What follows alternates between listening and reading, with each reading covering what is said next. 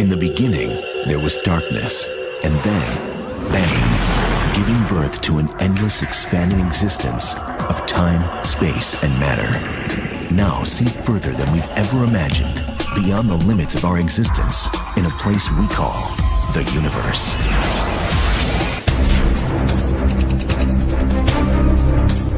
The biggest things in space are gargantuan beasts.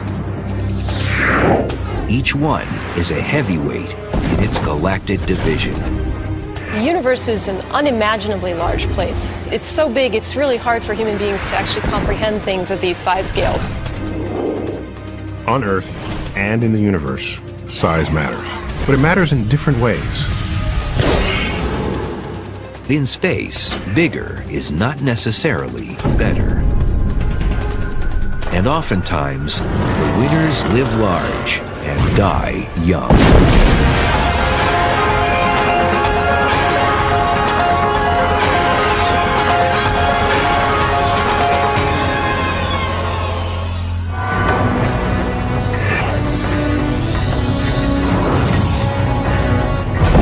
They're the Mount Everests of the cosmos. Astronomers aim their telescopes at them like paparazzi, eager to capture images of their every movement. They are the biggest things in the universe, and their sizes are truly mind-boggling. The good thing about being huge in the universe is that the universe is even huger than you are. So there's plenty of space to stretch out and get your size measured among intelligent civilizations that are having a look. The first thing you find out when you start studying astronomy is how darn big everything is. Almost everything you're studying is so far beyond any kind of human scale that we're ever going to encounter in our normal lives. The universe is brimming with gigantic objects. Within our own solar system, Earth is the 5th biggest planet. But it's 100 million billion times smaller than the largest stuff in space. So what holds the coveted title as the biggest thing in the universe? Most astronomers agree it's the cosmic web, an endless scaffolding of superclusters of galaxies surrounded by dark matter, an invisible and mysterious form of matter that accounts for 90% of the universe's mass. The largest thing in the universe, you might even wonder if it's a thing at all. It's a web of dark matter that fills the volume of the universe. Dark matter is this matter that we can't even see. It doesn't emit any light, but it is filled throughout the universe, and there's structure in it. Dark matter is something much more mysterious than most people know. Literally, the stuff that makes me up. Dark matter isn't made of that. I don't think you could smell it. I don't think you could touch it. It simply has gravitational attraction. The cosmic web of dark matter becomes visible when looking at the objects that fill it. This cosmic web really is almost like a three-dimensional spider's web. At the very center of all the vortexes, there are the superclusters, clusters of thousands of galaxies, and then filaments of galaxies connect them all the way across the volume of the universe. The deepest, strongest gravity at the intersections of these web-like structures is where all the gas falls. And that's where galaxies form, clusters of galaxies form. But just how big is the cosmic web?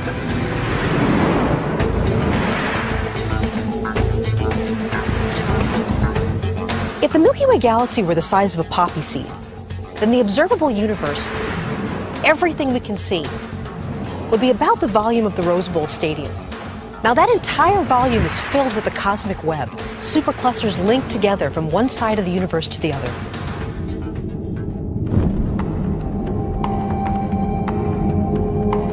The origins of the cosmic web remain uncertain, but scientists think its initial seeds were planted in the Big Bang, the beginning of the universe. During the Big Bang explosion, the whole universe blew up essentially and expanded very rapidly.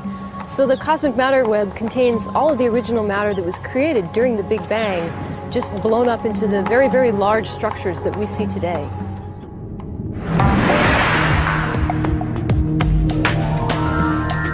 Scientists are actively trying to map out the cosmic web, which spans the entire universe. One way is to look at hot X-ray emitting gas and how it's contained by the gravity present in the dark matter. Another way is to look at something called gravitational lensing, where light is bent by the gravity of the cosmic web. And so we're able to sort of see the outlines of that cosmic web by the way it distorts the light that's behind it. The cosmic web basically contains everything in the universe. But some scientists question whether it's technically the largest object, because the web isn't continuously connected throughout space. The cosmic matter web is not actually the largest gravitationally bound object in the universe, because all the matter in the universe has expanded so vastly, the force of gravity is not enough to keep it together in one area, whereas superclusters of galaxies are actually gravitationally bound, meaning that they have enough mass to produce enough gravity to hold them together over the passage of time.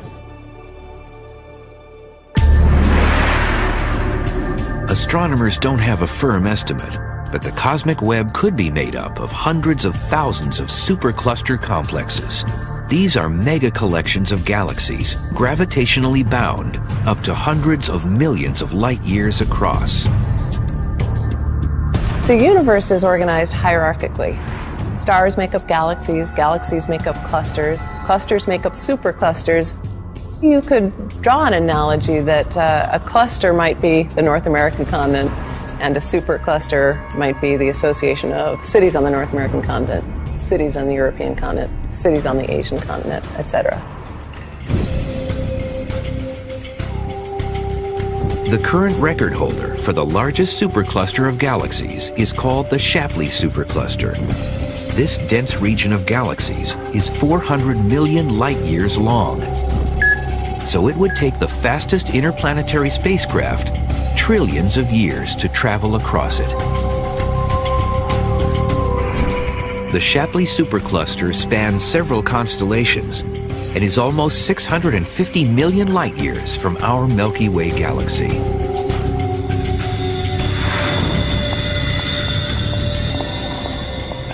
I have here a small toy boat, which is a replica of the Queen Mary, which you can see here behind me. And this little toy is about 4,000 times smaller than the real Queen Mary. If you could just imagine that our own Milky Way galaxy that we live in is the same size as this toy boat, then one of the most massive superclusters that we know about, the Shapley supercluster, would be the same size as the Queen Mary. So this Shapley supercluster would be about 4,000 times larger than our own Milky Way. It's one of the most massive things we know about in the entire universe. Astronomers have known about superclusters since the 1950s, but now they've determined their origin through recent measurements of the cosmic microwave background, which is actual radiation left over from the Big Bang. It's been concluded that all superclusters, including the Shapley supercluster, originated during the formation of the universe over 13 billion years ago.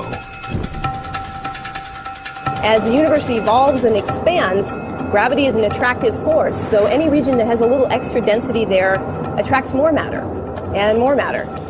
So Shapley is a cluster that basically had the accumulation of many other little galaxies falling into it, and that's how it's gotten so big over time. Incredibly, scientists think the Shapley supercluster may be even bigger than it appears. In fact, we may only be seeing a small fraction of what's really contained within the Shapley supercluster. When the Wide Field Infrared Survey Explorer launches, we should be able to see about 10 times farther away, and hopefully we'll be able to see the rest of the Shapley supercluster to see if it is even more massive than what we already know about. Superclusters of galaxies will stay together over time because they're gravitationally bound. Gravity is holding them together, so even though the universe is expanding, over time, those superclusters of galaxies will stay together, and they'll always keep orbiting each other.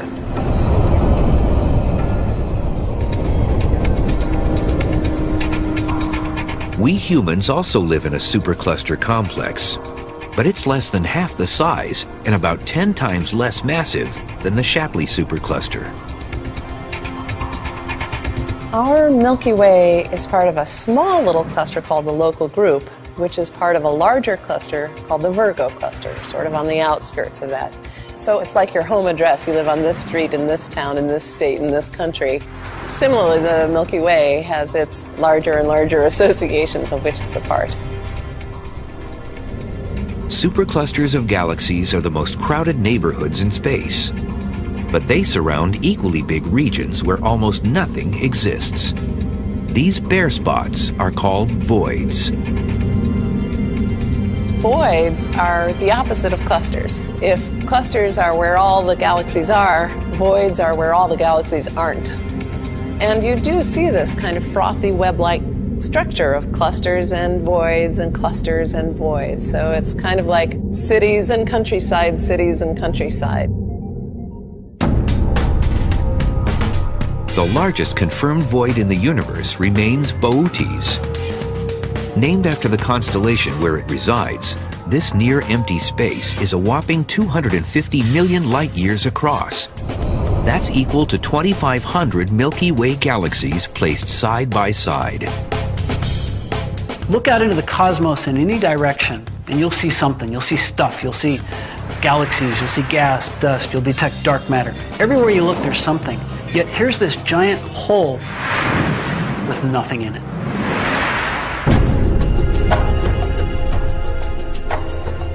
The Boötes void, which was discovered in 1981, is almost completely devoid of galaxies.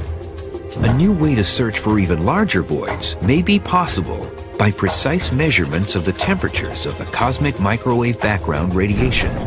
Subtle cold spots in this radiation could locate the directions of large distant voids.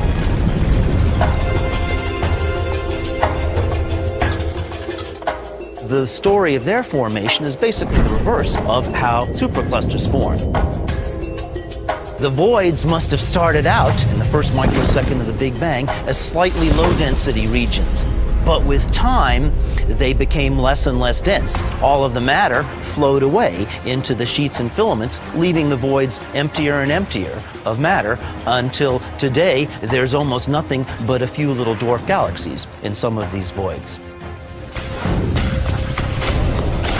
Voids and superclusters are just some of the big things contained in the even larger structure called the cosmic web. But the web also holds other immense objects, including colossal bubbles that might hold missing clues to the formation of galaxies.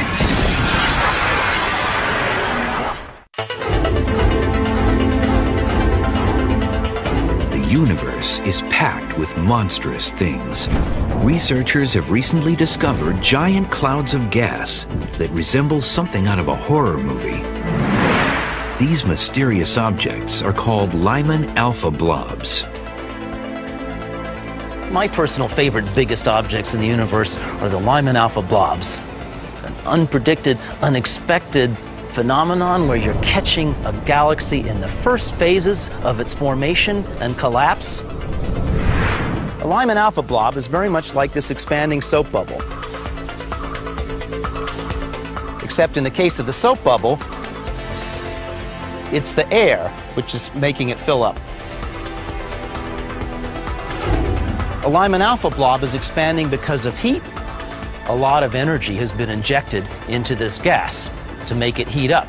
And when you put all that energy into a gas, it inevitably tends to puff up and expand exactly like an expanding bubble.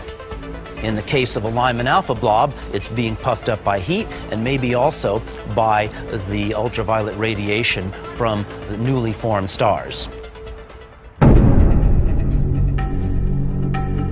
The largest known Lyman alpha blob is a colossal amoeba-shaped structure that resembles a giant green jellyfish.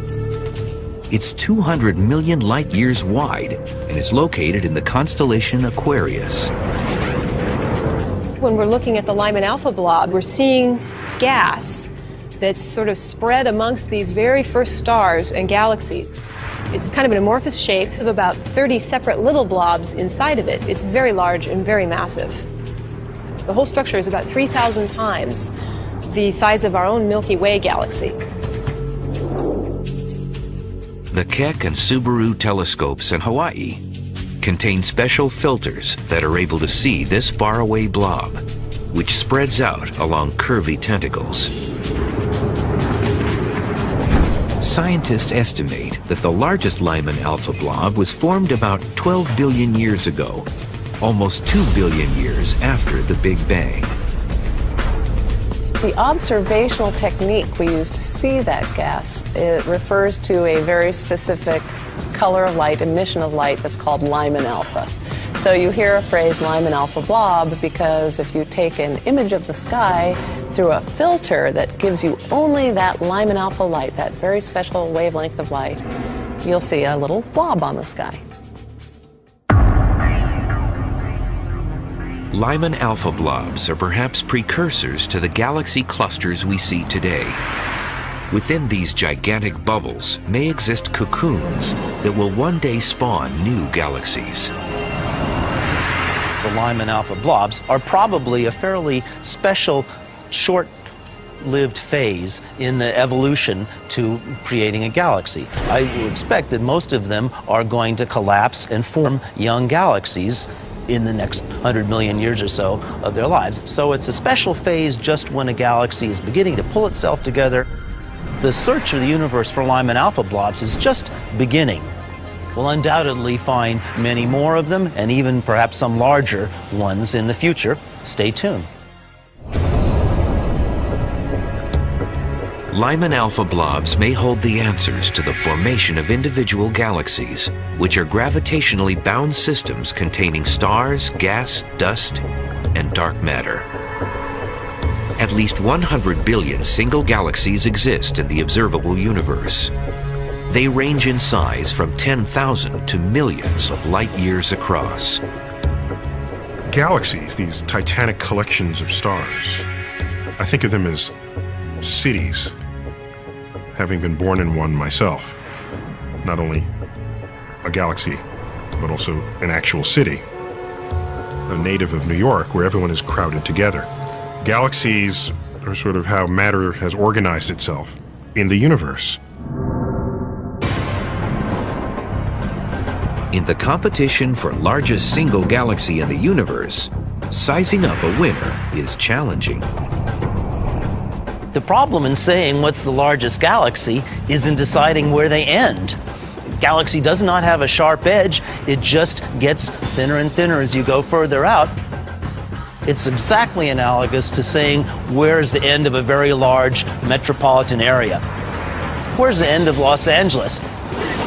You can go out 50 miles and you'll still find a fairly high density of suburbs. The suburbs of a big galaxy like the Milky Way extend out very, very far, more than 100,000 light years. And with a giant galaxy, those suburbs extend out hundreds of thousands of light years. Since scientists can't determine a clear winner, several galaxies share the title as biggest. They're called cluster diffuse, or CD galaxies, and they sit in the centers of rich clusters of galaxies.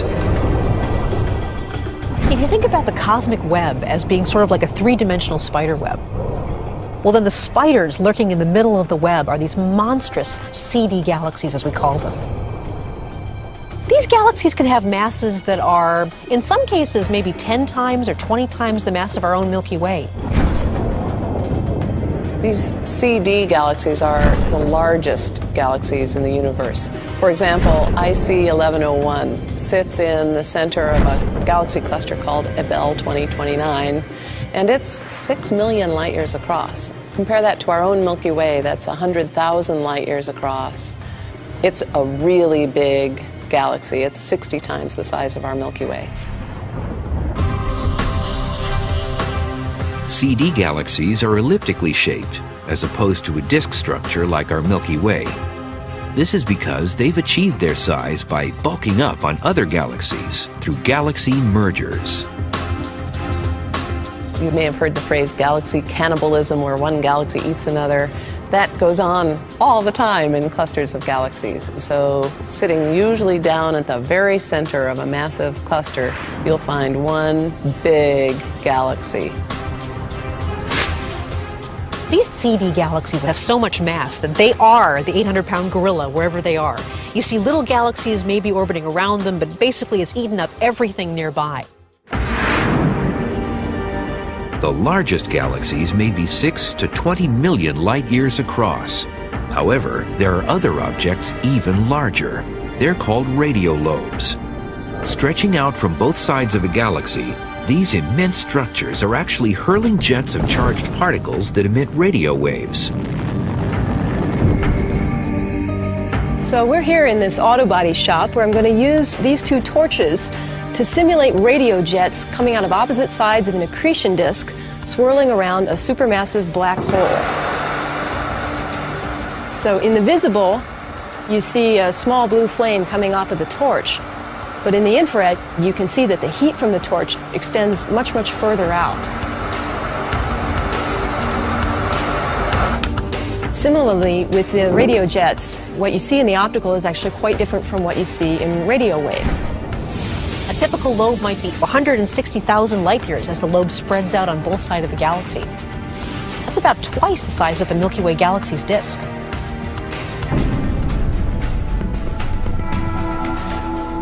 Astronomers think radiolobes are powered by supermassive black holes located in quasars. These are the luminous centers of most active galaxies. The jets of radio energy that come from a giant black hole and make these enormous radiolobe structures are very closely related to quasars. In fact, in some cases, you can see a low-power quasar in the center of the galaxy, and then it's surrounded by these giant lobes to either side. They've been blasted out by very high-energy jets of electrons that are basically moving at almost the speed of light. And they are blasted out probably from the north and south poles of a spinning black hole. The radiolobes depend on matter going down the black hole. As matter goes down the black hole, some of it gets accelerated up into these lobes. So the size of the lobes has something to do with the history of how much matter the black hole is actually fed on. And so over time, they'll change size. Radio telescopes have surveyed the universe and determined the largest known radiolobe. The undeniable record holder is located in the galaxy named 3C236, which is in the constellation Leo Minor. Its jets span 40 million light-years across. Scientists don't understand why some active galaxies form these jets and others don't. But one thing's certain, radiolobes will not last forever. Perhaps for only a few million years.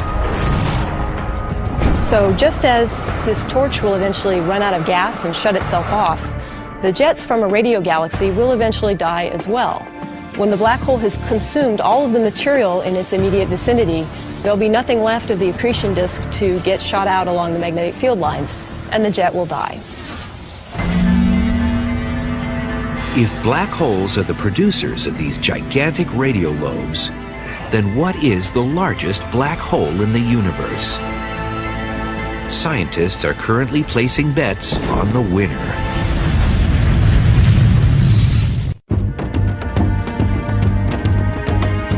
When it comes to the biggest things in the universe, some black holes earn a place in the record books. A black hole is a region of space where the pull of gravity is so immense that nothing can escape it, not even light. There are billions upon billions of these black monsters prowling the universe.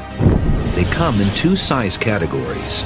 Most of them are the stellar mass black holes, which are about 5 to 100 times the mass of our sun.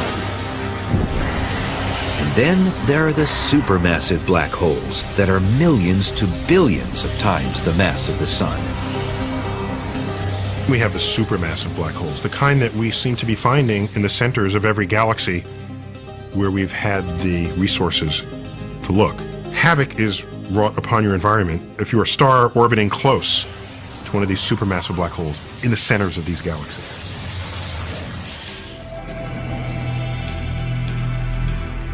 Black holes are not physically large regions, but when measuring their mass, they become top competitors in the galactic heavyweight division. The center of our Milky Way, we know that there's a black hole that's about maybe 3 million times the mass of our own sun. And yet, because black holes are so incredibly dense, the actual size of the black hole is still fairly small, but incredibly, incredibly powerful gravitationally. As their name suggests, these black beasts are essentially black because no light can escape them. So one can only be observed when its gravity affects something else in space, such as a passing star, or when it's gorging on matter around it.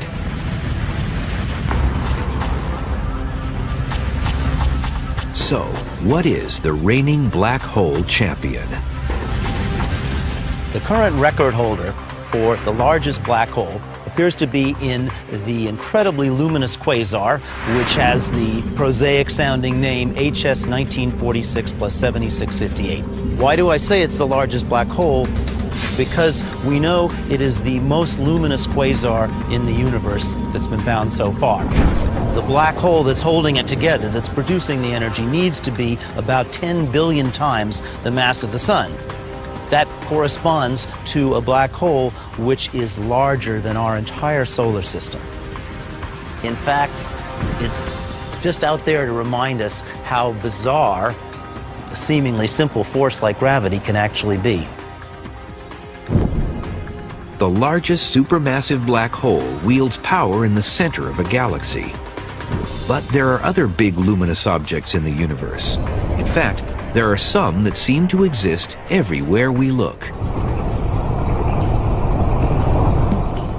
When we glance into the nighttime sky, we see stars, twinkling dots of light that are actually luminous balls of plasma. Although they may seem small from Earth, stars come in a variety of sizes. From red dwarfs, which are about 1/12 the mass of our sun, to blue-white supergiants that can get as big as 150 solar masses. Our Milky Way holds 100 billion stars, including our sun, which is over 300,000 times the mass of planet Earth. And this cosmic beacon is a literal powerhouse in our solar system.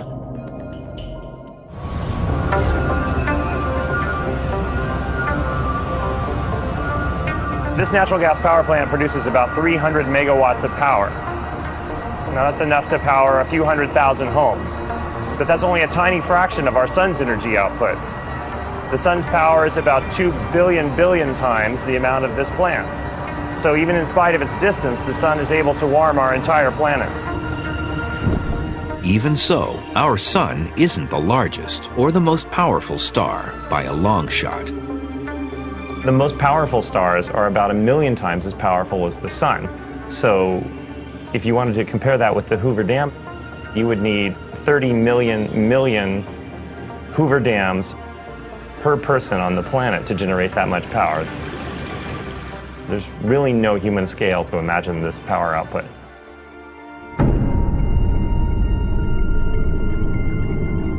The largest and most powerful stars that produce this kind of energy are called red hypergiants.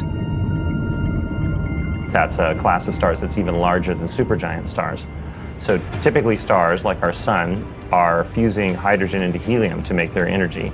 But hypergiant stars have already exhausted all the hydrogen in their core, and they're fusing hydrogen into helium in the outskirts around the core, and that makes them extremely hot and energetic, and all that energy causes the star to swell up.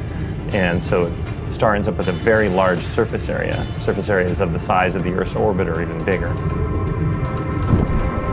Within the hefty field of red hypergiants, VY Canis Majoris appears to have the largest diameter. It's 2,000 times wider than our sun, and consequently, it would take the world's fastest race car 2,600 years to circle it once. This stellar champ lives about 5,000 light years from Earth in the constellation Canis Majoris. If you replace the Sun with VY Canis Majoris, if you put this hypergiant star where the Sun is, its radius would extend out past Saturn's orbit. It'd be about 9 times as far from the Sun as the Earth is. So this is a much broader in diameter star than our Sun is. Astronomers determine the radius of such a large star by looking at its temperature.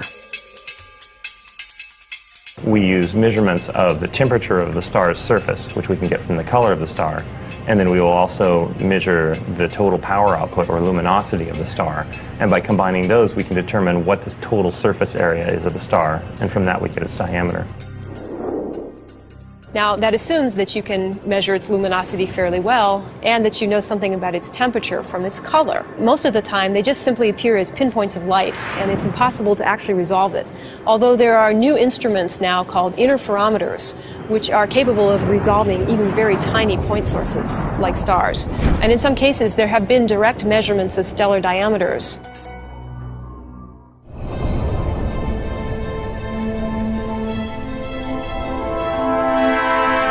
VY Canis Majoris will not be a title holder forever. The red hypergiant is losing mass at the rate of almost 30 Earth masses or more per year. The largest stars in the universe, like VY Canis Majoris, are actually dying stars. That as stars begin to die, they burn their nuclear fuel much less stably. They puff out over time. VY Canis Majoris is probably only a few million years old. Stars that are as massive as it is don't live very long. They use their fuel up at prodigious rates, then they swell up into this hypergiant state and only live there for a few 100,000 years, a very short time scale, and then rapidly explode as supernovas. VY Canis Majoris might have the largest diameter, but when it comes to possessing the most mass, there's another star that tips the scale.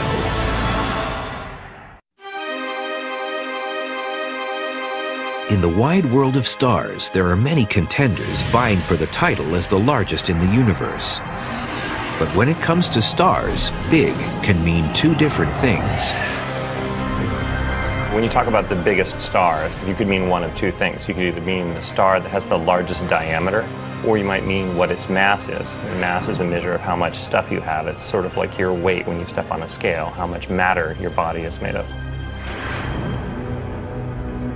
According to some astronomers, the most massive star is located in our Milky Way galaxy. It's part of a binary star system known as A1, which is actually two stars that orbit each other once every 4 days. We find there that one of the stars appears to have a mass of about 115 times the mass of the Sun, and the other star is also enormous, about 84 times the mass of the Sun. So both stars in this binary are among the most massive stars that we have ever measured. There may be more massive stars than the combination in A1 in this star cluster, but that's the most massive that we've been able to measure directly. These massive stars will live full but short lives. Massive stars are hugely luminous. Sometimes they can outshine millions of stars in their neighborhood, but at a cost. Cost is they will run out of fuel faster than everybody else. And when they die spectacularly. They explode their guts and scatter it across the galaxy. So, the cost of living a high-mass life, a high-luminous life, the cost of living in the fast lane, is that you explode at the end of your life. A bright star may burn out faster and die sooner, but at the same time, those hot stars are cooking up elements that are essential for life. So without really massive stars, we wouldn't be here because you wouldn't get the iron in my blood and the calcium in my bones. All of those things are formed only in the most massive stars.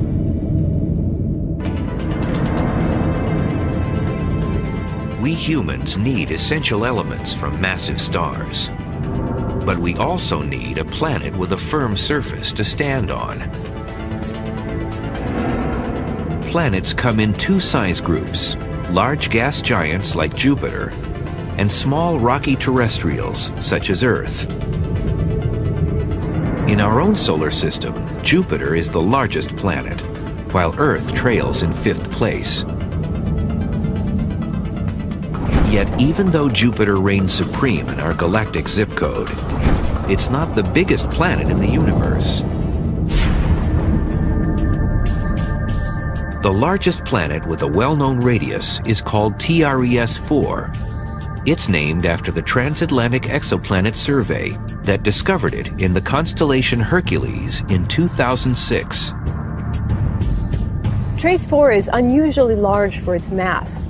We can actually directly measure its radius, and this particular planet has an unusually large radius. It's about 70% bigger than Jupiter, yet it has only about 80% of Jupiter's mass.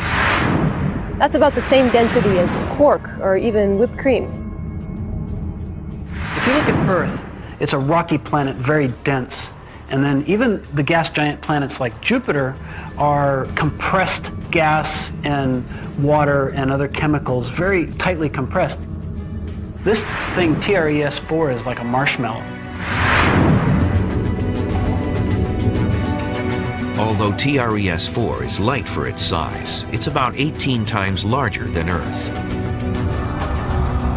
Scientists aren't exactly sure how TRES-4 got so large. One theory is that the planet's extremely close distance to its parent star is cooking up a lot of chemicals in its atmosphere, which is trapping heat, much like greenhouse gases. This particular planet is only about 5% of the Earth-Sun distance from its parent star, so it's very, very close. In fact, so close, it orbits its star every 3.5 days. So you can imagine how hot and how just blasted with sunlight this thing must be.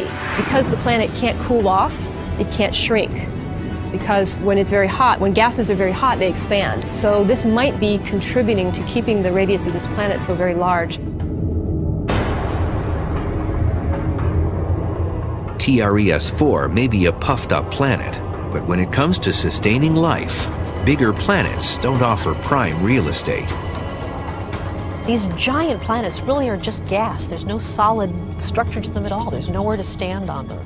So it's not a very likely place to find life, because life would have to continually be blown around in the atmosphere. And that's a hard thing to evolve from. This planet would not be a very habitable place because it's so close to its parent star. It's getting blasted with radiation from its sun. So it would be a very hot and unpleasant place to be, at least for humans.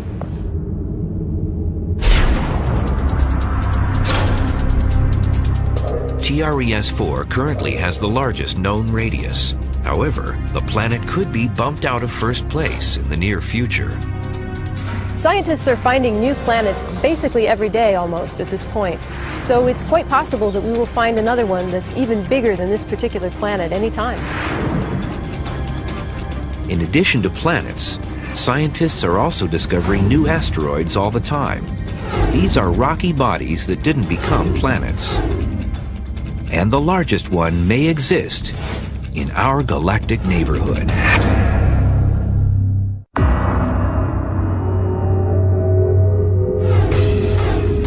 In our own solar system, billions upon billions of leftover rocks that didn't become planets take refuge in the asteroid belt. Some are as small as grains of dust, and others are the size of nations. Ceres was the first asteroid ever discovered, and it remains the largest known asteroid to date. Named after the Roman goddess of plants and harvest, Ceres is about 600 miles in diameter, so it's almost as large as the state of California. Ceres is so big that it contains 25% of all the mass in the asteroid belt. Ceres is so big that if you took all the other asteroids in the asteroid belt and glued them all together, they'd only be about 2 or 3 times bigger than Ceres.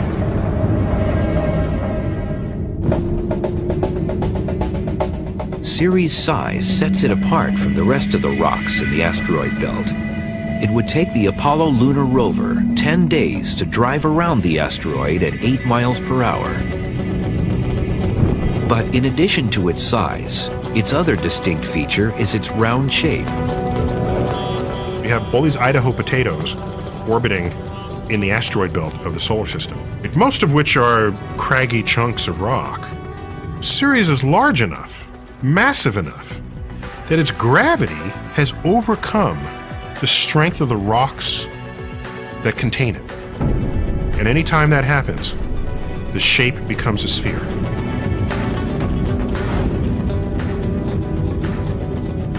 Because of its round shape, Ceres now holds a dual title. The current definition of a dwarf planet is something that in fact is massive enough and has enough self-gravity to form itself into a round shape. And in fact, since Ceres is round, we also call it, in addition to being an asteroid, a dwarf planet.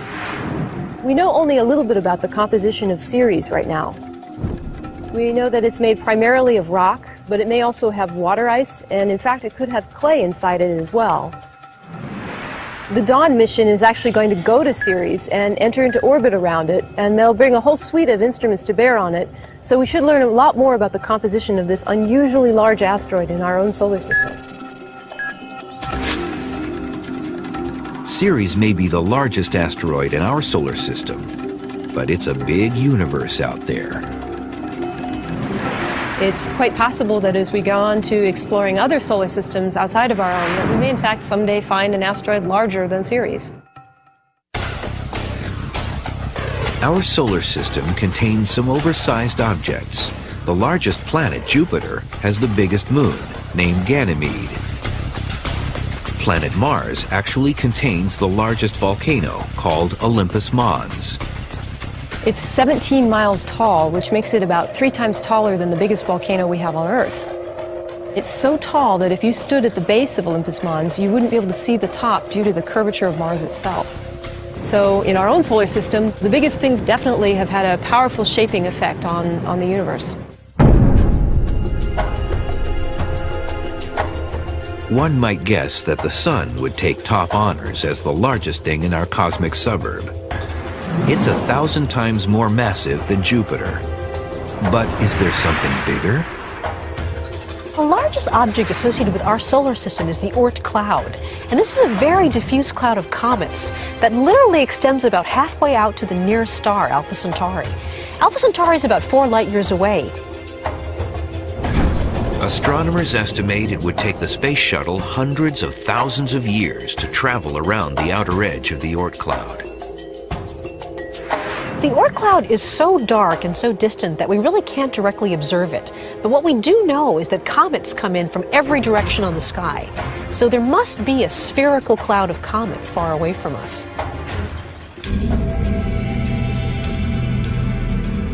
The origins of the Oort cloud remain puzzling. One theory is that it was formed early in our solar system. As comets fell in towards the forming sun, they were ejected into long orbits. Over time, their orbits threw them out into a giant cloud.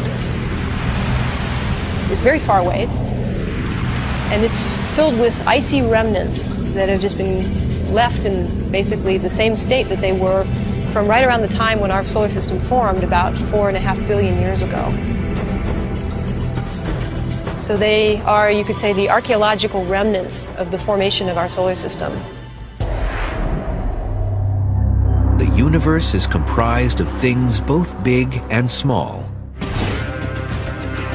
But it's the large structures in space that challenge our understanding of how the universe works. Although astronomers have found many substantial objects, the quest to find even larger ones continues. Astronomers are hoping to find new large planets, new huge superclusters, and learn more about the things that we've already seen.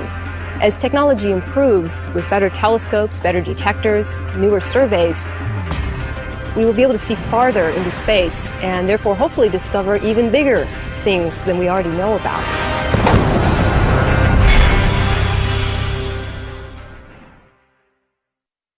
The good thing about being huge in the universe is that the universe is even huger than you are. So there's plenty of space to stretch out and get your size measured among intelligent civilizations that are having a look. The first thing you find out when you start studying astronomy is how darn big everything is. Almost everything you're studying is so far beyond any kind of human scale that we're ever going to encounter in our normal lives. The universe is brimming with gigantic objects. Within our own solar system, Earth is the 5th biggest planet. But it's 100 million billion times smaller than the largest stuff in space. So what holds the coveted title as the biggest thing in the universe? Most astronomers agree it's the cosmic web, an endless scaffolding of superclusters of galaxies surrounded by dark matter, an invisible and mysterious form of matter that accounts for 90% of the universe's mass. The largest thing in the universe, you might even wonder if it's a thing at all, it's a web of dark matter that fills the volume of the universe. Dark matter is this matter that we can't even see. It doesn't emit any light, but it is filled throughout the universe, and there's structure in it. Dark matter is something much more mysterious than most people know. Literally, the stuff that makes me up. The very, very large structures that we see today.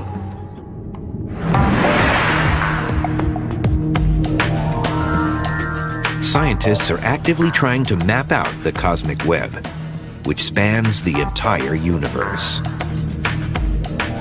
One way is to look at hot X-ray emitting gas and how it's contained by the gravity present in the dark matter. Another way is to look at something called gravitational lensing, where light is bent by the gravity of the cosmic web. And so we're able to sort of see the outlines of that cosmic web by the way it distorts the light that's behind it.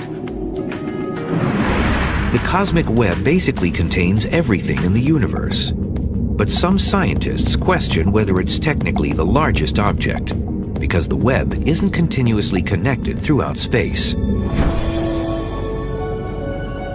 The cosmic matter web is not actually the largest gravitationally bound object in the universe, because all the matter in the universe has expanded so vastly, the force of gravity is not enough to keep it together in one area, whereas superclusters of galaxies are actually gravitationally bound, meaning that they have enough mass to produce enough gravity to hold them together over the passage of time.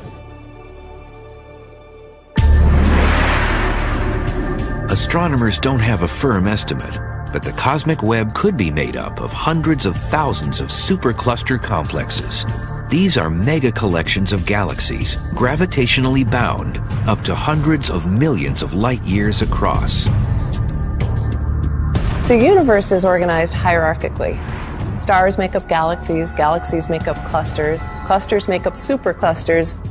You could draw an analogy that a cluster might be the North American continent, and a supercluster might be the association of cities on the North American continent, cities on the European continent, cities on the Asian continent, etc. The current record holder for the largest supercluster of galaxies is called the Shapley supercluster. This dense region of galaxies is 400 million light-years long. So it would take the fastest interplanetary spacecraft trillions of years to travel across it. The Shapley supercluster spans several constellations and is almost 650 million light-years from our Milky Way galaxy.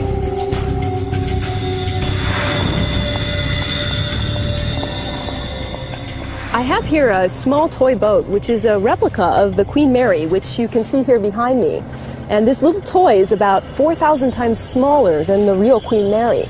If you could just imagine that our own Milky Way galaxy that we live in is the same size as this toy boat, then one of the most massive superclusters that we know about, the Shapley supercluster, would be the same size as the Queen Mary.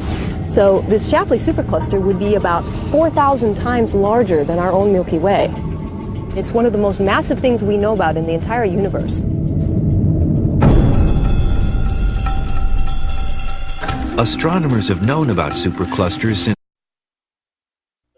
In the beginning, there was darkness, and then, bang, giving birth to an endless expanding existence of time, space, and matter. Now see further than we've ever imagined, beyond the limits of our existence, in a place we call the universe.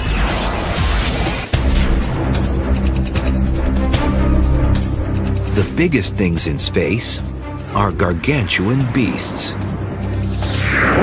Each one is a heavyweight in its galactic division. The universe is an unimaginably large place. It's so big, it's really hard for human beings to actually comprehend things at these size scales. On Earth and in the universe, size matters. But it matters in different ways. In space, bigger is not necessarily better. And oftentimes, the winners live large and die young.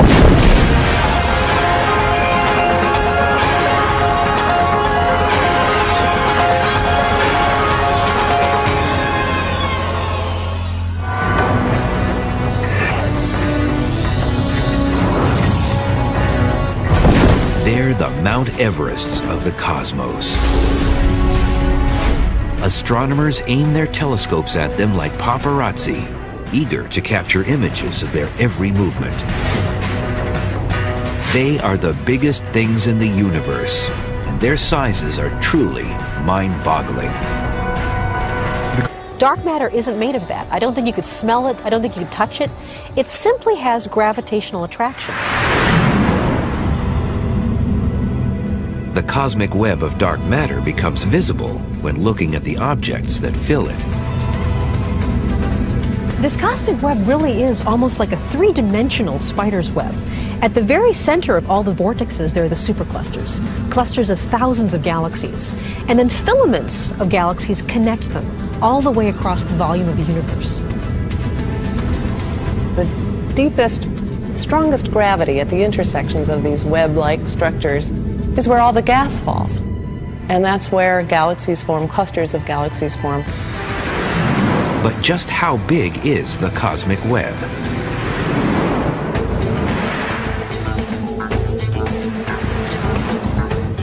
If the Milky Way galaxy were the size of a poppy seed, then the observable universe, everything we can see, would be about the volume of the Rose Bowl Stadium. Now that entire volume is filled with the cosmic web, superclusters linked together from one side of the universe to the other.